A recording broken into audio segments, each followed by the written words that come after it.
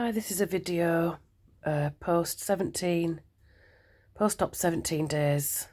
Plus I've got COVID and I'm day 4 of COVID. So surviving well with that, considering. Managing okay to take all my tablets. I had a lot of medication pre-surgery due to having fibromyalgia and underactive thyroid. Lots of different sort of medical things that I had about 20 tablets a day for, still do. I am planning on reducing my medication as my weight goes down, and I have actually halved my gabapentin, which is for my pain meds. I did need a lot more pain relief in the beginning. Like literally coming out of surgery, I took about 6 hours in recovery, which I'm surmising is due to my tiny pain threshold and the fact that fibromyalgia is a pain condition, so anything that I feel that's pain seems to be exacerbated tenfold. So it took me a long time to get over that. The hospital I stayed in was York NHS Hospital, York District. It was overall definitely an excellent service. Like the surgeon and the pre-op staff were really thorough and really detailed in their content and information. Post-surgery, I was on the high dependency part for 24 hours, which was luxury, because the nurse was between 4 patients. So you can imagine I got the best care ever. And if I was in pain, she was over to me in a flash.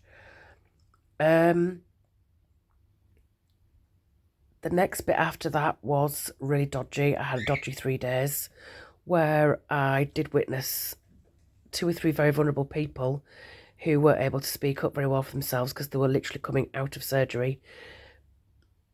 I would say being abused by night staff. One lady had just had abdominal surgery to have a stoma, and they wanted her to transfer from the surgical bed to her bed with a gap of about 4 inches in between the beds by herself, and 2 staff nurses refused to help her and told her, no, come on, you can do this yourself. And I heard her screaming. She was in the bed opposite me. It was horrendous. She cried. She cried all night, actually, after that. I think she'd pulled her stomach muscles, and they didn't get her pain levels right. They didn't get my pain medication right. I wasn't allowed to go to the toilet for 2.5 hours, which was interesting. Fully grown adult, not allowed to go to the toilet. We don't have time to disconnect you from your pain meds. So I just disconnected myself and took myself to the toilet because I was in a rage. Not going to wet myself. I am continent. Thank you. So I appreciate the NHS are understaffed. This was more than just a situation of being understaffed. I found the staff to be really completely idle. They came in with their coats on and their phones in their hands. They were tapping away, doing text messaging, and wouldn't take their coats off, and didn't tell the nurse half the time that my pain meds has gone through and I'd need some more pain meds ASAP. They were very dismissive of my pain. They asked me what was wrong with me now. What's wrong with you now? Was a question I was frequently asked. This was only ever during the night. During the day, no problem. And it got to morning. The morning staff came on, and you were literally bursting into tears for the morning staff, like, please don't put them on again, please. They're just so horrible to me. The weirdest night staff I've ever met in my entire life. And I worked nights for 5 years. Yeah, people who are post-surgery are going to be nocturnal. They're in agony. Get a grip. It's like a day shift on a surgical ward. You've got to be helping people. Anyway, enough of that. Whinge. I have had a really successful journey whilst I've been home. So I had the surgery on the Thursday, the 29th of August, was home on the Monday Or was it Sunday? I forget. No, Monday. Whatever. And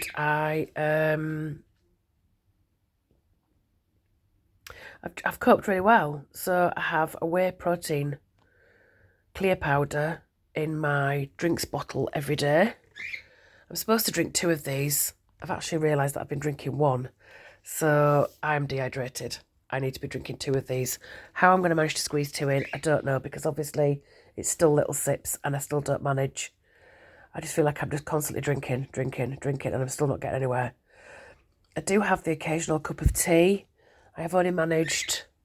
I still make myself a massive cup of tea as if I'm going to drink it all. I only drink it in a little bit, but, you know, in my head, I'm still that person. And my breakfast will be... Can we see that? Come on, Lisa, get it right. It's a Weetabix. It's a Weetabix.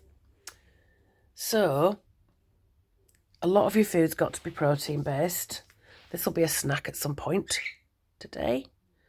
I think they're about, I want to say, 7 grams of protein. I'm going to double check everything today on MyFitnessPal. It tells you the protein content of things. I've got a couple of apps that I use. You've got to try and hit about 70 grams of protein, which will then look after your muscles. You're given post-surgery vitamins.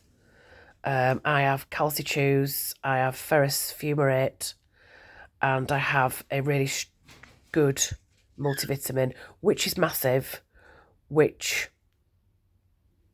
I could do without having to swallow, really, but, you know, whatever. It's to make me look and feel healthy. So, yeah, everything's going well. Pre-surgery, I was... well, 2 weeks pre-surgery, I was 152.7 kilograms. And on the day of my surgery, I'd got down to, was it 146 point, so let's say 7 for argument's sake. And then I am now 39. So we're like, what, 17 days out, so 39. So that's pretty good. You're supposed to eat 6 small meals a day. Meal, it's not a meal. I mean, I might manage like that, or a jelly, or a yogurt.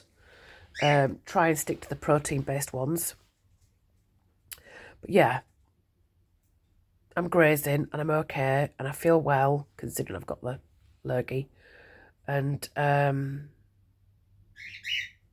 can see how things are going to go. I've already definitely, I mean, I don't know how it's possible, but I've gone down 2 dress sizes.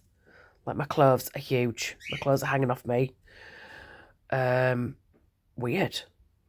And yeah, everything's just feeling loose-fitting and really nice and comfortable. And I can see that it's going to be a really positive journey for me. So, here's the future. Bye, guys.